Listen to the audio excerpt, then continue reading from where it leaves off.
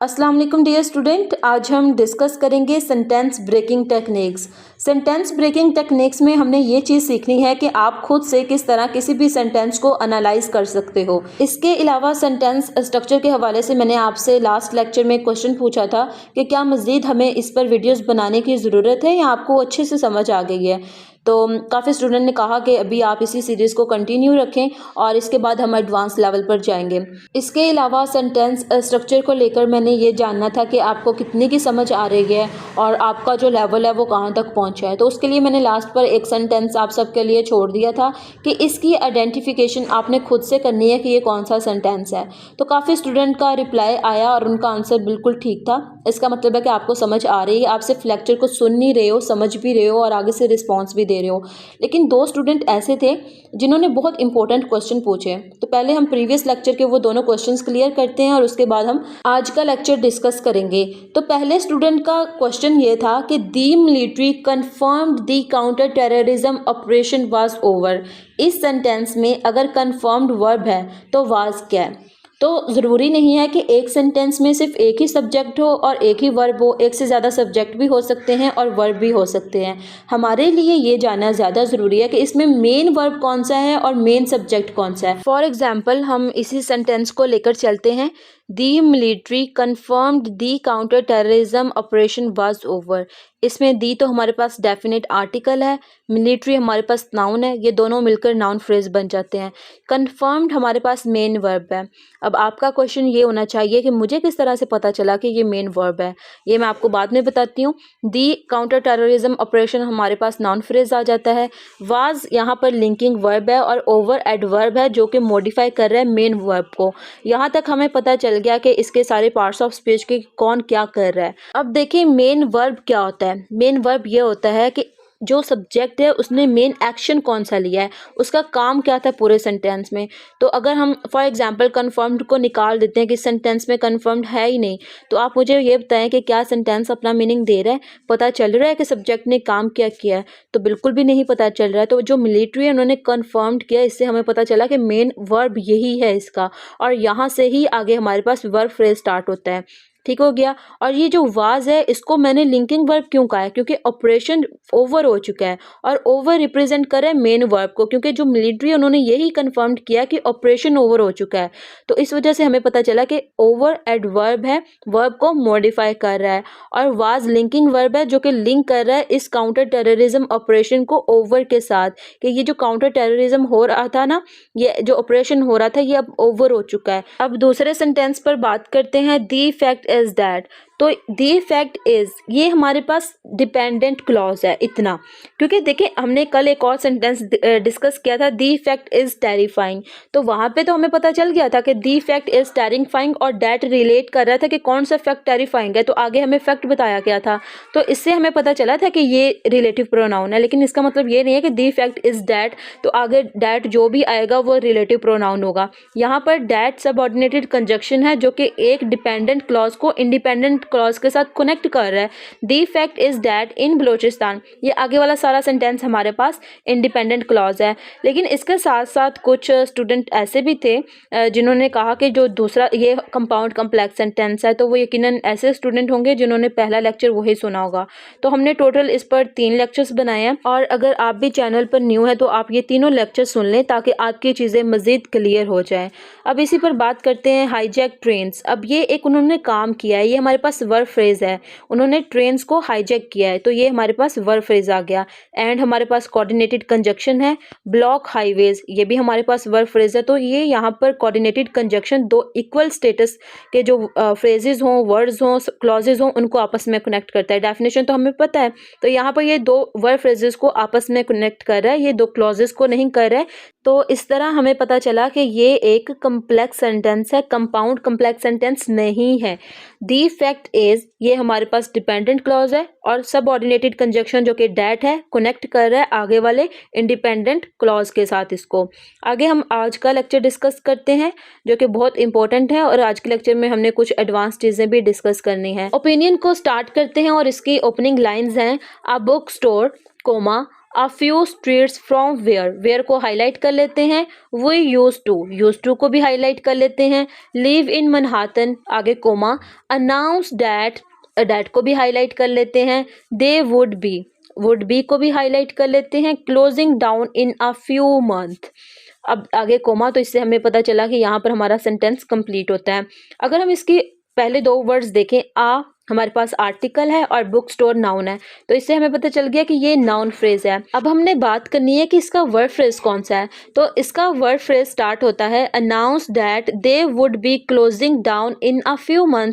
ये इसका word phrase है, नाउन फ्रेज इसका स्टार्टिंग में था।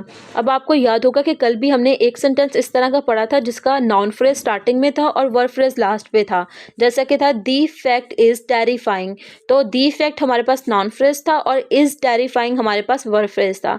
तो आज का सेंटेंस भी बिल्कुल इसी तरह का ही है। अब हमने ये देखना है कि अगर हम इसके दरमियान वाला सेंटेंस जो है उसको एक बार स्किप कर दें कि इस तरह का भी हमने कुछ पढ़ा है, और अगर हम पढ़ें कि a book store announce that they would be closing down in a few month, तो क्या ये अपने आप में कंप्लीट मीनिंग दे रहा है, या क्या इसका सब्जेक्ट है, क्या इसका वर्ब है, और इसके अलावा क्या इसको किसी और इन्फॉर्मेशन की ज़रूरत है? तो नहीं है। ये एक, इससे हमें पता चला कि ये एक इंडिपेंडेंट क्लॉज है। इसी तरह से आपने इसकी आइडेंटिफिकेशन करनी होती है कि कौन सा क्लॉज है, तो ये एक इंडिपेंडेंट क्लॉज है। अब हम सेंटर वाले सेंटेंस पर बात करते हैं। A few streets from where we used to live in Manhattan, ये कौन सा क्लॉज है? तो ये एक डिपेंडेंट क्लॉज है जो कि डिपेंड हो रहा है अब बुक स्टोर, जो कि एक इंडिपेंडेंट क्लॉज है, इसके ऊपर, क्योंकि ये इसके बारे में हमें एडिशनल इन्फॉर्मेशन दे रहा है। अब बुक स्टोर जो कि हमने सेंटेंस पढ़ा वो अपने आप में कंप्लीट मीनिंग दे रहा था, उसको किसी की ज़रूरत नहीं थी। लेकिन ये किसके बारे में बात कर रहा है? A few streets from where we used to live in, ये बुक स्टोर की बात कर रहा है, तो इस वजह से ये इसके ऊपर डिपेंड हो रहा है। तो हमें पता चला कि ये एक कम्प्लेक्स सेंटेंस है जिसमें एक इंडिपेंडेंट क्लॉज हो और एक डिपेंडेंट क्लॉज हो। देखिए, मैं आपसे अक्सर कहती हूँ कि आप जो है ना वो जल्दी जल्दी ये सारे सेंटेंस सीख लो कि ये किस तरह से इंडिपेंडेंट क्लॉज है और किस तरह से डिपेंडेंट क्लॉज है, और ये कौन सा सेंटेंस है स्ट्रक्चर वाइज, के कम्प्लेक्स है, कंपाउंड है, सिंपल है, या कंपाउंड कम्प्लेक्स है।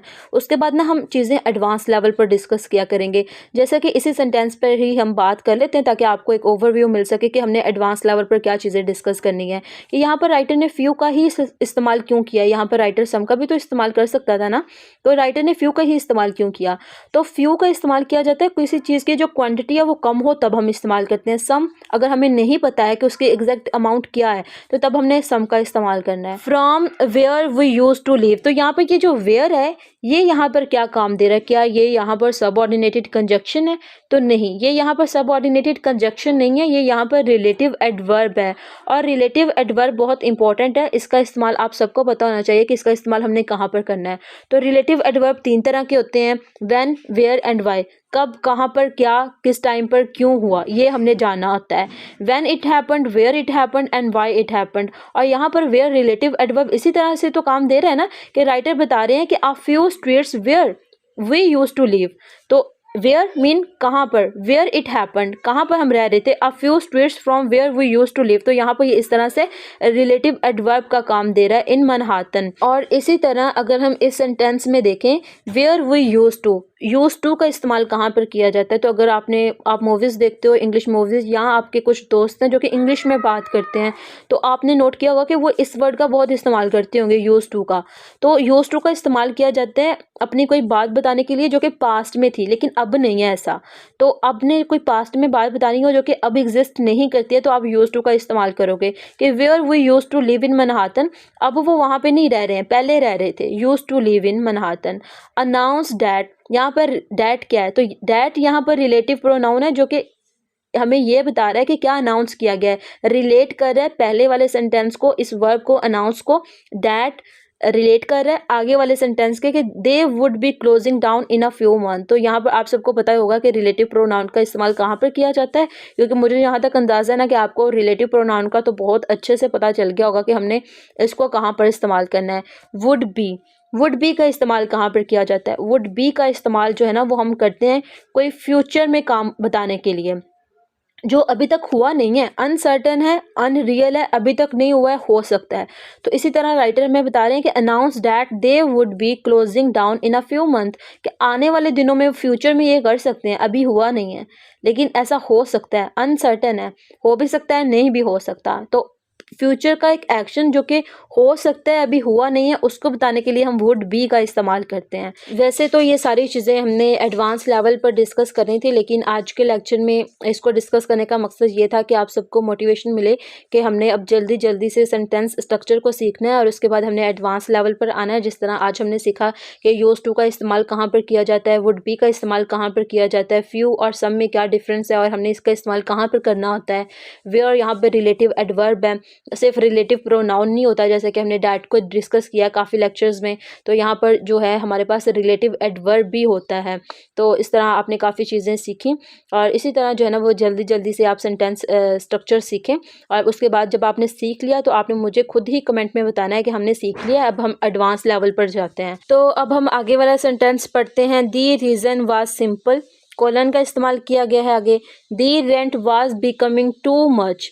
अब दी यहाँ पर हम एक सेंटेंस है हमारे पास आ जाता है। दी रेंट नाउन फ्रेज है, वाज बिकमिंग टू मच ये हमारे पास वर्ब फ्रेज है। एंड दी लोकेशन, एंड यहाँ पर हमारे पास कोऑर्डिनेटेड कंजक्शन है। दी लोकेशन हमारे पास नाउन फ्रेज है। वाज अ प्राइम वन ये हमारे पास वर्ब फ्रेज है, तो ये भी हमारे पास एक इंडिपेंडेंट क्लॉज आ गया। एंड फिर कोऑर्डिनेटेड कंजक्शन है। दी बुक स्टोर, बुक स्टोर हमारे पास आ गया noun phrase. Could not generate the returns ये हमारे पास आ गया वर्ब फ्रेज। दैट हमारे पास रिलेटिव प्रोनाउन है क्योंकि could not generate the returns, तो ये रिलेट कर रहे हैं आगे वाले सेंटेंस के साथ कि restaurants and clothing stores could offer. तो ये हमारे पास इतना सेंटेंस कंप्लीट होता है और यहाँ पे ये जो डैट है ना ये रिलेटिव प्रोनाउन का इस्तेमाल हो रहा है, यहाँ पर रिलेट कर रहा है पिछले वाले सेंटेंस को अगले वाले सेंटेंस के साथ। और ये जो जितने भी हमने सेंटेंस पढ़े हैं ये कंपाउंड सेंटेंस थे, 3 इंडिपेंडेंट क्लॉजेस थे ये। यहाँ पर हम बात करते हैं पंचुएशन को लेकर के, यहाँ पर कोलन का इस्तेमाल क्यों किया है। दी रीज़न वाज सिंपल, तो कोलन का इस्तेमाल किया जाता है जब हमने आगे एक्सप्लेनेशन देनी हो, किसी चीज़ की वजाहत पेश करनी हो। तो यहाँ पर राइटर ने जो आगे हमें रीजंस दिए ना वो ये थी, पहली रीज़न ये थी कि the rent was becoming too much, और उसके बाद जो रीज़न थी वो थी the location was a prime one, और तीसरी लोकेशन थी कि the book store could not generate the returns that restaurants and clothing stores could offer. तो ये 3 रीजंस थी, इस वजह से राइटर ने कोलन का इस्तेमाल किया था। और इसके अलावा ना अगर आप इसका देखो कि यहाँ पर ये जो कोऑर्डिनेटेड कंजक्शन का इस्तेमाल किया गया ना ये सारे इक्वल इन स्टेटस सेंटेंस है जिनको कोऑर्डिनेटेड कंजक्शन ने आपस में कनेक्ट किया है। अब हम आगे वाला सेंटेंस पढ़ते हैं जो कि बहुत इंपॉर्टेंट है। Though the people of the neighbourhood try to campaign against the closure आगे comma market pressures were too strong. तो इसमें 2 क्लॉजेस का इस्तेमाल किया गया है। The people of the neighbourhood try to campaign against the closure यहाँ तक एक है, market pressure were too strong यहाँ तक एक है। अब देखें ये कौन सा सेंटेंस है। सबसे पहले तो जो हमने इसका पहला वर्ड पढ़ा दो, तो इससे हमें पता चला कि ये तो सबऑर्डिनेटेड कंजक्शन है और सबऑर्डिनेटेड कंजक्शन का इस्तेमाल किया जाता है कम्प्लेक्स सेंटेंस में। लेकिन फॉर एग्जांपल अगर हमारे पास ये सबऑर्डिनेटेड कंजक्शन ना होता तो हमें किस तरह पता चलता कि ये कम्प्लेक्स सेंटेंस है। अगर हम 2 को हटा दें और आगे वाला सेंटेंस पढ़ें दी पीपल ऑफ द नेबरहुड, तो ये तो हमारे पास नाउन फ्रेज आ जाता है। Try to campaign against the closure, तो ये हमारे पास वर्ब फ्रेज आ जाता है। तो इतना तो हमें पता चल गया कि ये एक इंडिपेंडेंट क्लॉज है। और इससे आगे वाला सेंटेंस अगर फॉर एग्जांपल ऊपर वाली सारी चीज़ को हटा दें हम कि इसको भी हमने पढ़ा है market pressure were too strong, तो हमें नहीं समझ आ रही कि क्या कोई कंपेन हुई थी जिसकी वजह से market pressure were too strong, तो इसकी हमें कोई समझ नहीं आ रही। तो इससे हमें पता चला कि ये वाला जो सेंटेंस है ना ये डिपेंड कर रहा है ऊपर वाले इंडिपेंडेंट क्लॉज पर। तो इस तरह हमें पता चला कि ये कंप्लेक्स सेंटेंस है, 2 की वजह से एक पता चला, और ऊपर से जो दूसरा सेंटेंस हमने पढ़ा ना market pressure were too strong ये डिपेंड कर रहा था ऊपर वाले सेंटेंस पर क्लॉज पर, तो इस वजह से हमें पता चला कि कम्प्लेक्स सेंटेंस है। अब हम इससे आगे वाला सेंटेंस डिस्कस करते हैं और आगे वाला सेंटेंस बहुत ही ज़्यादा इंपॉर्टेंट है। So the book store went and 6 months after that को हाईलाइट कर लेते हैं। We had a big clothing store in that space, that को इस वाले डैट को भी हाईलाइट कर लेते हैं। और आपको पता है यहाँ पर डैट ना ही तो सबऑर्डिनेटेड कंजक्शन है और ना ही रिलेटिव प्रोनाउन है, बल्कि ये जो पहले वाला डैट है ये यहाँ यहाँ पर है डेमोन्स्ट्रेटिव प्रोनाउन, और जो दूसरे वाला डैट है ना, इन दैट स्पेस, ये वाला डैट, ये यहाँ पर बता रहा है डेमोन्स्ट्रेटिव एडजेक्टिव का रोल प्ले कर रहा है यहाँ पर। तो ओवरऑल अगर देखा जाए तो ये सेंटेंस है हमारे पास कंपाउंड, क्योंकि एक तो इसको कोऑर्डिनेटेड कंजक्शन एंड के साथ कनेक्ट किया गया है। दी बुक स्टोर हमारे पास नाउन फ्रेज आ जाता है, वेंट हमारे पास आ जाता है वर्ब फ्रेज। तो यहाँ पे दी बुक स्टोर वेंट मीन के बुक स्टोर्स जो थे वहाँ से ट्रांसफ़र हो गए। एंड आगे हमें राइटर बता रहा है, मतलब एडिशनल इन्फॉर्मेशन दे रहा है कि 6 मंथ्स आफ्टर दैट, कि उनके ट्रांसफ़र होने के बाद we had a big clothing store in that space, और वी मतलब हमारे पास नाउन फ्रेज आ जाएगा, had a big clothing store in that space, ये सारा आगे हमारे पास वर्ब फ्रेज आ जाएगा, और एंड इसको कनेक्ट कर रहा है आपस में, तो ये हमारे पास आ जाता है कंपाउंड सेंटेंस। और इसके अलावा देखें ना, दी बुक स्टोर वेंट, ये भी अपने आप में एक कंप्लीट मीनिंग दे रहा है हमें। इसका सब्जेक्ट भी है, वर्ब भी है। 6 months after that we had a big clothing store in that space, तो ये भी अपने आप में कंप्लीट मीनिंग दे रहा है। सब्जेक्ट है, वर्ब है, कंप्लीट थॉट्स हैं, तो अपना एक कंप्लीट मीनिंग दे रहा है। तो जो है फिर हमें पता चल गया कि ये कंपाउंड सेंटेंस है। अब हमने बात करनी है डैट पर, कि ये दोनों डैट अलग अलग किस तरह से मीनिंग दे रहे हैं। एक डेमोन्स्ट्रेटिव प्रोनाउन है और दूसरा डेमोन्स्ट्रेटिव एडजेक्टिव है। तो इसके लिए सबसे पहले तो हमें इन दोनों की डेफिनेशन पता होनी चाहिए कि डेमोन्स्ट्रेटिव प्रोनाउन क्या होता है और डेमोन्स्ट्रेटिव एडजेक्टिव क्या होता है। तो देखिए, ये जो डेमोन्स्ट्रेटिव एडजेक्टिव होता है ना, ये हमें नाउन के बारे में कुछ बता रहा होता है, नाउन को डिस्क्राइब कर रहा होता है। लेकिन ये जो डेमोन्स्ट्रेटिव प्रोनाउन है, ये आइडेंटिफाई करता है समवन और समथिंग को, मीन किसी भी नाउन को या प्रोनाउन को आइडेंटिफाई करने में मदद करता है। फॉर एग्जांपल, अगर मेरे सामने एक चेयर पड़ी हुई है और मैं उसको कहूँ कि दिस चेयर इज़ ब्रोकन, तो मैं उस चेयर को, उस नाउन को डिस्क्राइब कर रही हूँ कि ये चेयर ब्रोकन है, टूटी हुई है। और दूसरी साइड पर अगर मैं डेमोन्स्ट्रेटिव प्रोनाउन को लेकर जा रही हूँ दिस को ही, तो दिस इज़ माई चेयर, तो मैं एक चीज़ को आइडेंटिफाई कर रही हूँ कि ये चेयर मेरी है, दिस इज़ माई चेयर। तो मैं किसी चीज़ की आइडेंटिफिकेशन दे रही हूँ कि दिस इज़ माई चेयर। तो इस तरह ये दोनों अपना अपना अलग अलग रोल प्ले कर रहे होते हैं। देखिए, सेम वर्ड्स हैं, दिस, दैट, दीज, दोज, तो ये डेमोन्स्ट्रेटिव एडजेक्टिव भी हो सकते हैं और डेमोन्स्ट्रेटिव प्रोनाउन भी हो सकते हैं।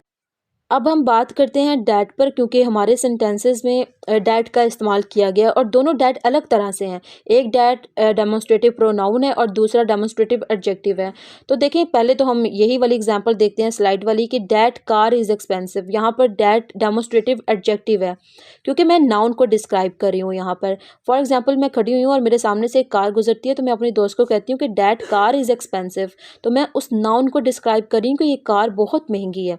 इसी तरह अगर हम एग्जाम्पल लें डेमोन्स्ट्रेटिव प्रोनाउन की, जो कि आइडेंटिफाई कर रही है किसी चीज़ को, इसी तरह ही हम खड़े हुए हैं और वहाँ से ही एक कार गुजरती है, तो मैं कहती हूँ कि ये जो कार है ना, ये मेरी दोस्त की है। तो इस तरह मैंने ये वाला जो डैट इस्तेमाल किया ना, वो मैंने आइडेंटिफाई किया है किसी चीज़ को कि ये जो कार है ना, ये मेरी दोस्त की है।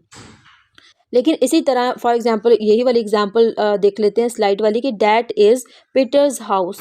तो मैं जा रही हूँ और रास्ते में एक घर आया, तो मैं अपने दोस्त को कहती हूँ कि ये जो घर है ना, ये मेरे अंकल का है। इसमें भी मैंने आइडेंटिफिकेशन दी है अपनी दोस्त को कि ये जो घर है ना, ये मेरे अंकल का है। अब उसको ये पता चल गया कि ये मेरे अंकल का घर है।